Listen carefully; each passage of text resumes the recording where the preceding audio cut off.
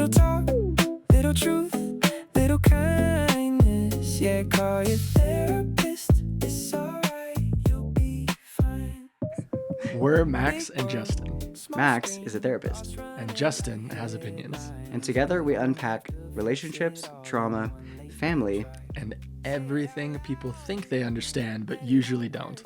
Welcome to the conversation you didn't know you needed.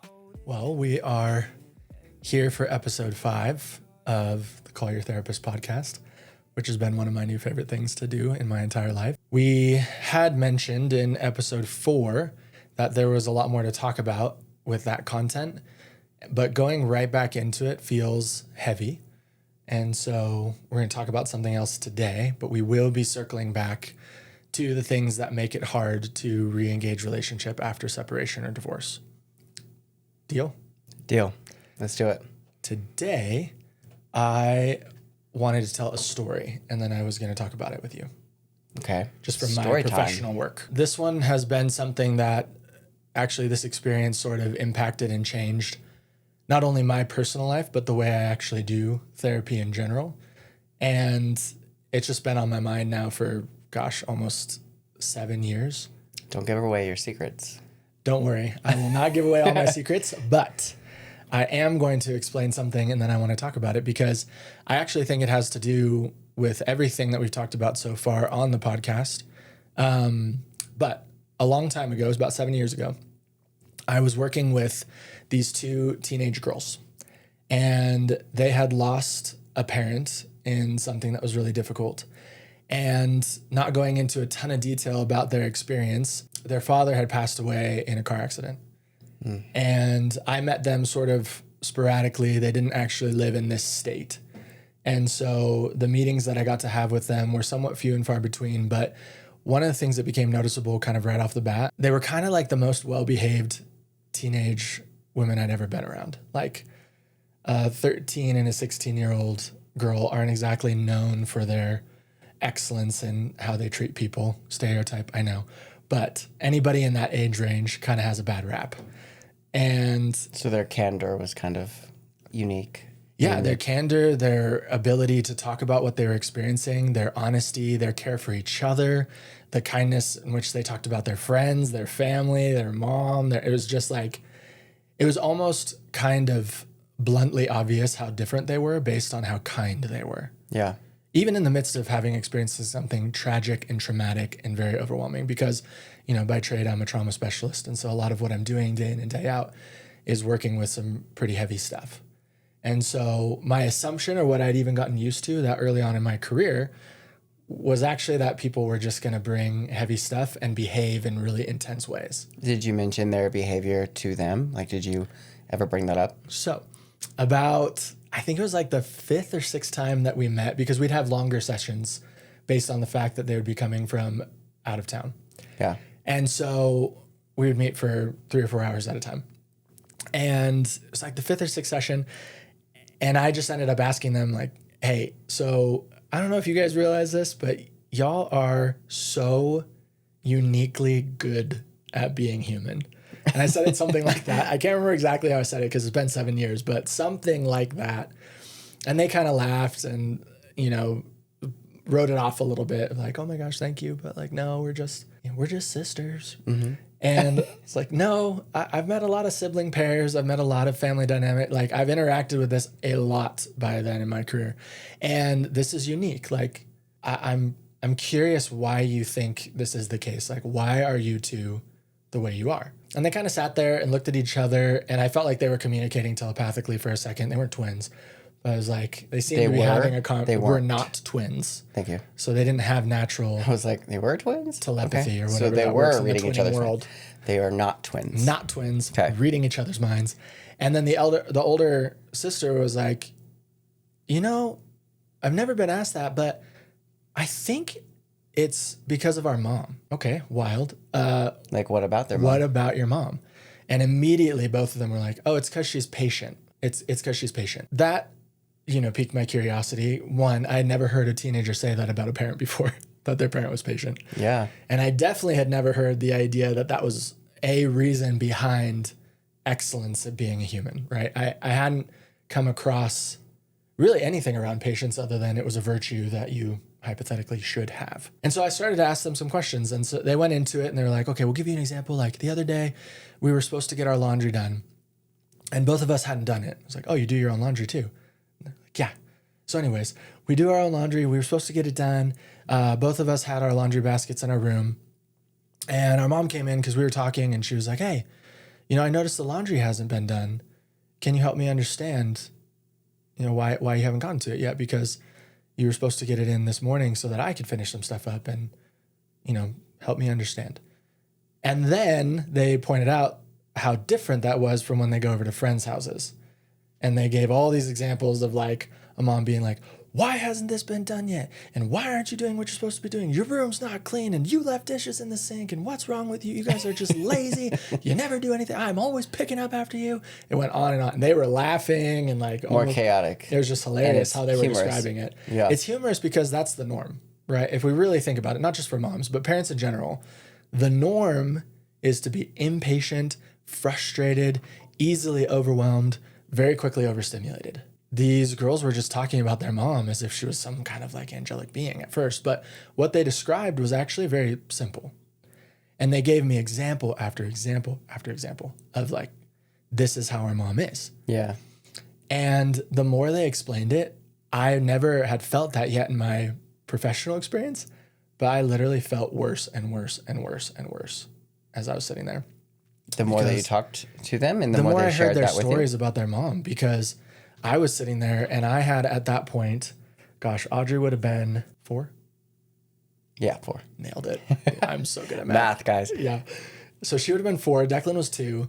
And I was at a point where I was just losing my patience. Like I was so afraid, and I was not afraid, but like frayed like the edges of a cord. I just felt like I could not do anything right as a parent at that point. Like I had gotten really mad at Audrey one night when she wouldn't go back to bed. I felt sleep deprived and overwhelmed. I just felt like it was normal, right? Like I was giving myself the standard excuse that all parents sort of give, which is just this like, oh, we're just in this phase. This is just how it is right now. I saw everybody else around me doing it, but I heard this story from these teenagers and I was just kind of shook, because if that in their mind, the more they were telling stories, the more they were convinced they were the way they were because they had a patient mom, and they did not have a patient dad. Yeah. Like their dad was a mess. In them sharing that, it became possible. It became attainable. Just from one parent, As from a parent. one person in their life being consistently patient. Yeah. So I looked up the definition. I'm going to botch it now because I don't have it pulled up. But it was something like, patience is the ability to tolerate, delay, difficulty, or suffering without becoming angry or annoyed. I actually think I just quoted it perfectly. If you look it up on Google and it pulls up the definition, I'm pretty sure that's the definition. There you go. So the ability He's got the brains. to tolerate, delay, Yeah. difficulty, or suffering without becoming angry or annoyed. I sat with it for almost, Something I need to work on. it's something we all need to work on. Yes. All- we all all do humans. get frustrated, even the most patient of us. But it's, something to be worked on. But do you remember? So we went to, I think it was when we went to Crested Butte. We went on the best trip once recently on Christmas break. And we were driving back and we filmed ourselves talking for a minute. Yeah. Was that trip? Yeah. And you had asked me if there was one superpower or like something I could give the world. I don't remember the exact question. And you said the gift of patience. I did. The reason I said that was because of this. Is because of this experience 7 years ago with these girls. Patience is just very valuable to you. The more I've worked with people and the more I interact and the more I've tried to figure out even just how to be a parent, how to be a friend, and how to be a partner, I have concluded that patience is the key to like being a good person. If you can learn to be patient, you can handle anything. I see that too, like with you every single day. And you make me want to be more patient all the time. And I can feel it bubbling up inside me when I'm not. And I'm like, it's a struggle. It's so hard when you want to just let yourself be this natural frustration. But then the more you are around somebody who is very patient like yourself, it becomes easier over time, or it at least becomes something that you think about you stop and think about it more often than you would if you were around people who are not patient. Well, and I have to own the fact that I don't think I was patient 7 years ago. Like part of what, like Yeah. when those girls talked to me about that, I genuinely, they couldn't see my home life, but I felt embarrassed as a professional sitting with them of like, oh my gosh, if you saw how I behave at home. They were therapizing you. If you saw like what I'm actually like. They were giving you some therapy. Yeah. In return. And I've thought about it ever since. And I started working on it from that point on because there was another quote, and I think we talked about it in one of the episodes already. So pardon me if this is a repeat statement. But the phrase, all meaningful life is found in the pause. Yes. Yeah. So like that idea that we get like stimuli and response is the clinical way of saying it, but like something happens. It can be literally anything. And we have a reaction. Yeah. It is interesting that you just mentioned that again, because the reason why we talked about it first was I said people should stop and think before they speak. Yes. More often. And So novel. I've gotten really good at, I think, my choice of words and being patient before I speak. That I feel really comfortable with. Yeah. I'm not going I to will be validate apologizing at the end of the day going like, I didn't mean what I said. There are some times where we do say things when we're brainstorming and it's like, oh, that didn't really come out the way that I intended. But it's still with a respectful choice of words, I think. Yeah. I'm still working on just not showing it on my face or my actions or, oh my God, shut the fuck up. Sorry. I've gotten really good at being patient, except for my devices that seem to be... Except for technology. Except technology, yeah. Honestly, while we were setting up this episode, I'm like hot in this office. I'm trying to figure out the lighting. The cameras aren't, agreeing with me and being they're not cooperating. It's just, there's a lot that goes into it. And so I do get frustrated when, I'm uncomfortable. Well, and I'll brag on my guy for a second because he literally sets up films, records, edits, posts, like does everything for this. I just feel like I'm like kind of like a passenger princess and I just show up and talk and it's great. And I also he's like a natural heater. Like I think his whole body just emanates heat. Yeah, from I'm probably all of his glistening right muscles. now. I'm sweating in this room. And I don't. So I feel nice. It's like a warm little cocoon. You. It is very like labor oriented, getting everything physically set up to film and record all of these things. But at the same time, even in the middle of it, I feel myself feeling frustrated or impatient. And it's because of you that makes me even think or acknowledge what it is that I'm feeling at that moment. Yeah. At the moment. From what you were just saying a second ago, I want to pop back to it because you are somebody that's very thoughtful about the words you use and you don't often have to say, I'm sorry, I didn't mean that.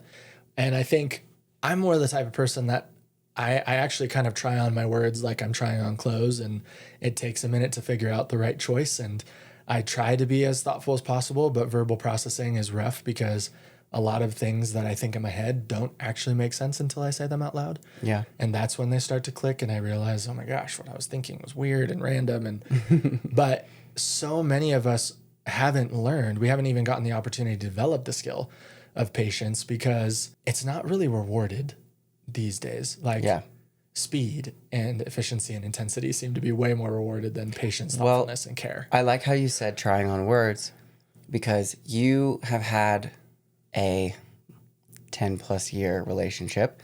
I've had multiple 3-year relationships where I've been in and out of monogamous relationships where I've had the opportunity to try on my words with different people and get feedback from different personalities and relationships. It's something that over time I've been given from relationships. A lot of people I've dated haven't been able to find the words. I've always had that in the middle of a breakup of I don't know how to tell you how I feel. I don't know. I'm not as good as you at finding the words for what I feel. And I've had a lot of that in my life. Yeah.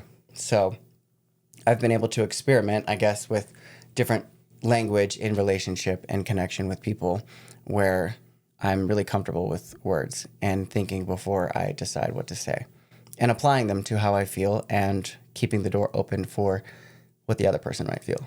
Yeah. And whether you're like Justin or like me, there's a part of it where learning to say what you mean well and learning how to speak to each other kindly is one of the best things you could ever learn. I often wonder if anybody is capable of actually doing that without becoming patient. And the reason I wanted to have this conversation today is actually because like 7 years ago, what I realized is that I was performing patience. I could do it in a professional setting and be very patient. If I had to be on, I could seem like I was calm and taking my time. I've always been able to seem very calm. Well, you have to do that with people who aren't really receiving you really well. Yeah, 100%. And so I think a lot of us learn how to perform it, but I would imagine if you're anything like me, very few of us learn how to actually be somebody who, when we are experiencing difficulty, delay, or suffering of some sort, like that we are actually able to keep ourselves from becoming annoyed or angry. Yeah. Well, first there's the awareness in self, and then there's the patience you have for yourself and the patience you have for what other people are presenting to you. If you're in a relationship where that person's not really receiving much, but you're aware enough of yourself to know when you need to be patient for that person to just be what they are and who they are, you tend to develop a patience within yourself that just works. Yeah. You find a way to get through the days, to get through the relationship, to keep the peace going, rather than, meet that person where they are. If they're not a very patient person, then it's going to be very hard for you to meet them where they are, because you know that what they're doing is wrong. So you have to almost find a patience within yourself that just works with whatever you got. That's so well said. What do you think keeps people from becoming patient? Like, what makes it so hard? I have lots of thoughts, but I'm curious on yours. I think every time you ask me one of these questions, it's always something developmental prior to when they need the patience. It's how they were raised, or their friends that they keep, or the jobs that they've had. If they have high intense, high paced jobs, sometimes they carry that into their home life, where they're like, all hands on deck. You do the dishes, you clean the room, you make the bed, you go cut the grass. Why aren't you doing what you're supposed to do? And it's just like, why are you bringing home the drill sergeant type job that you have? And Yeah. Have you ever heard the idea that willpower is a muscle? no, The idea basically... but I believe that. Yeah. It's kind of, it's like, have you ever heard this? The thing that makes it interesting to me is like, the more I had to try and become patient, the more I realized that I had spent my entire life around very impatient people other than my dad. So like, my dad's an incredibly patient person, and he doesn't seem to react to much, and he can hold his cool, and he can interact in a way that takes a long time for him to fully decide how he's going to respond. Yeah, my dad is a patient person until he's not. Yeah, mine. I think that's though, I think how most people are. Like when I was saying performing patience, We have limits. most of us are that. And the reason that the limit exists is because of the stress we were talking about in the past, right? Like if stress is being at or beyond your capacity to handle something, and you're constantly beyond your capacity, then the idea that you can use that muscle of willpower over and over and over again to not get angry or annoyed when you're suffering or when you're experiencing difficulty, it's just not going to happen. It's like a fantasy. It's a fantasy.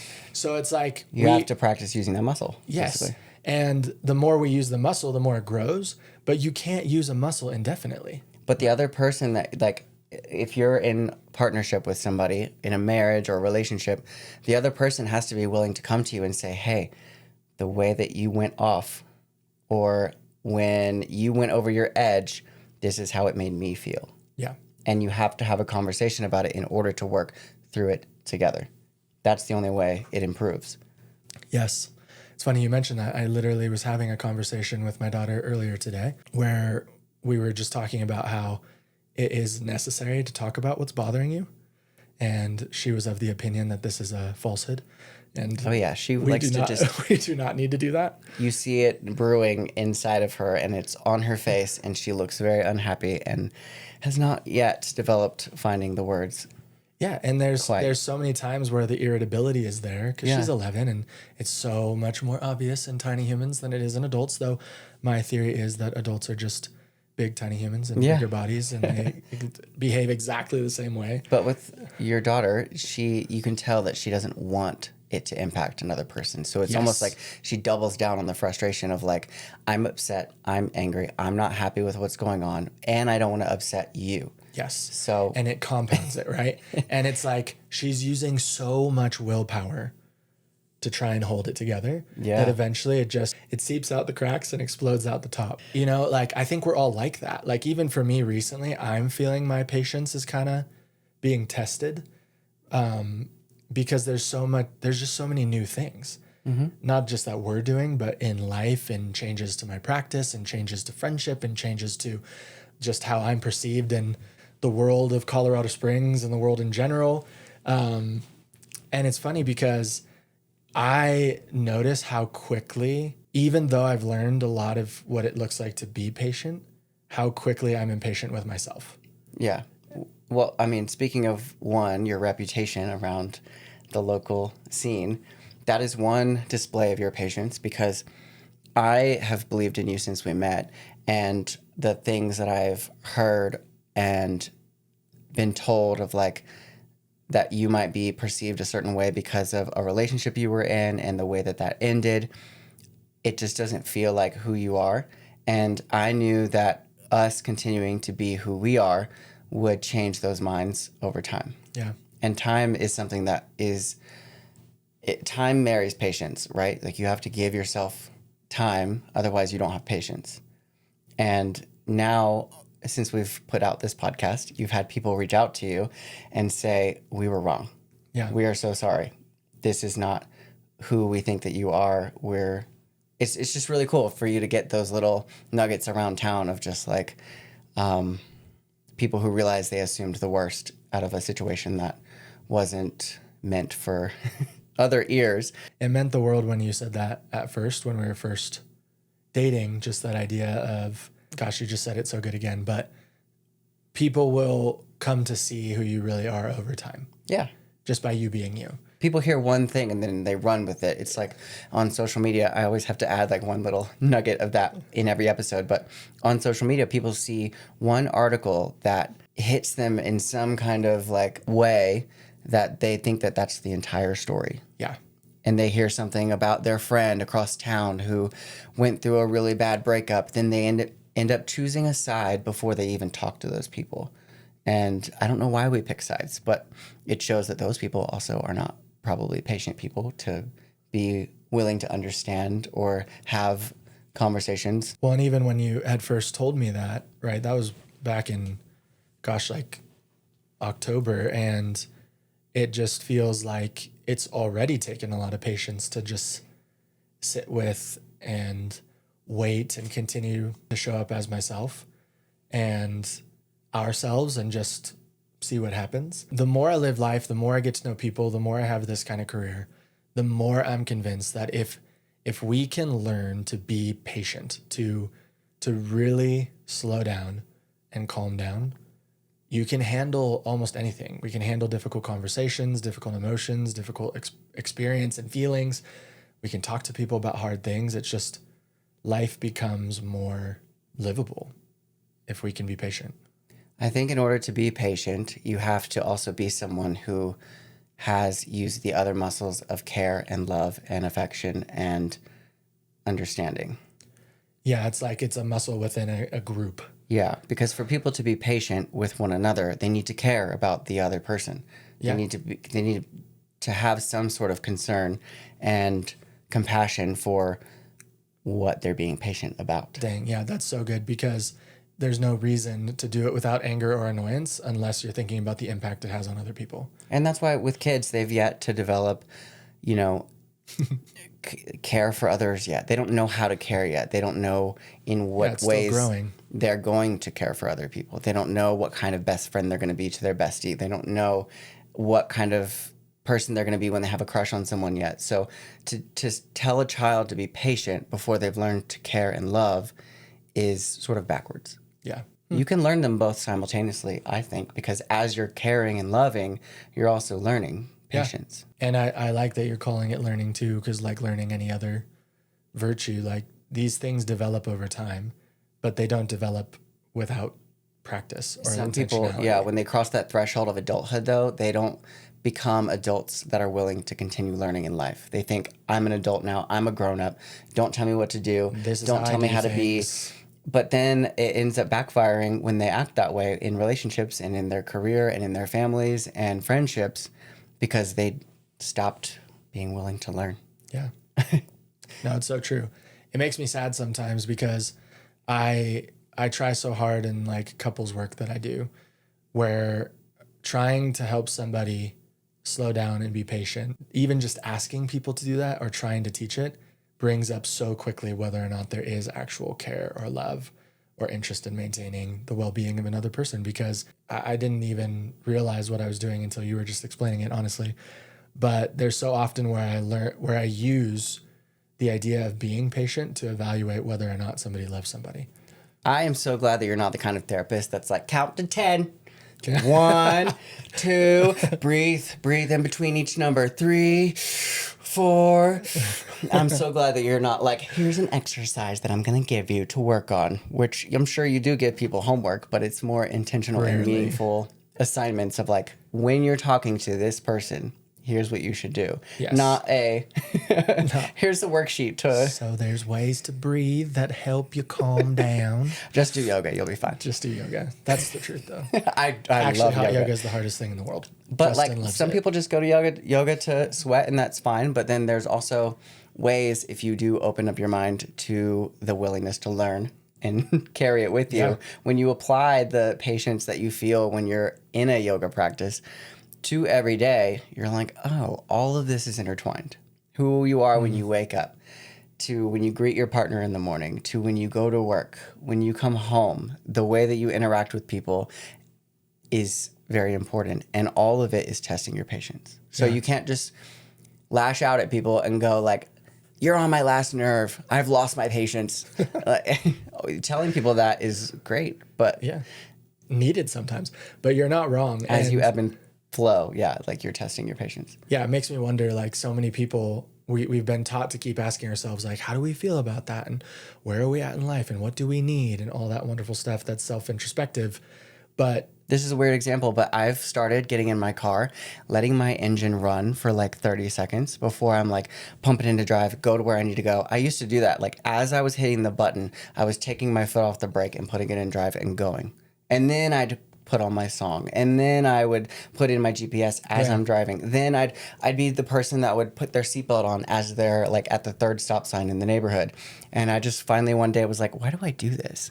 Why can't I just get in my car, turn on the engine, select a song, put in my GPS where I'm going, buckle up, take a breath, and then go.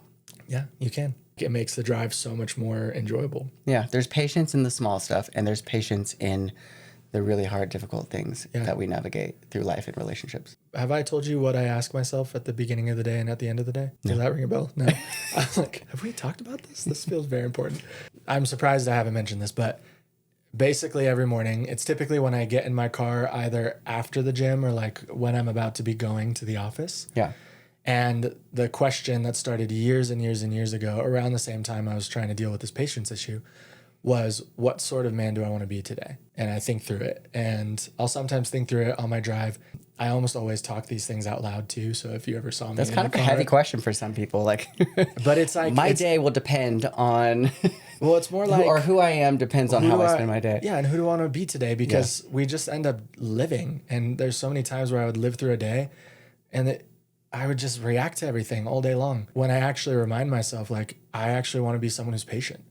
I want to be someone who's kind. I want to be somebody who lets myself be silly and shows up for people with care. Doesn't just do my job because I'm supposed to, but like, who am I sitting with today? Why do I care about them? I gotta like, and Guys, then, when he told me he actually really liked the live action Cinderella and his favorite quote was "Have courage and be kind," I was like, this it's guy my favorite sold. quote That's of so adorable. It's the best. I want to tattoo it on myself because like I want to have courage and I want to be kind. And then sometime by the end of the day, I just ask myself, was I that guy? And on the days where I wasn't, If it makes you feel better as a witness, you are that guy. thank you. I've just found that that's what helps me maintain some of that sanity and some of that patience is just, I have to be reminded. And I think all of us do. Yeah. And so, I don't know. Patience is the secret sauce. Patience is the secret sauce. I love how we sat down and I had no idea we were talking about patience. So I love it. This is just how we roll. So we would love it if you followed us on all of the platforms, YouTube, TikTok, Instagram. DM us on anything, leave a comment. Like, the engagement has been really wonderful, and it really helps small, just starting out podcasts like ourselves. So exciting. So, yeah. Thank you. We will see you on the next one. Peace up, A-Town down. Oh my gosh. Time's up. You're not broken, just a little overwhelmed. Take a breath, hit the number, let somebody help. Call your therapist, it's alright.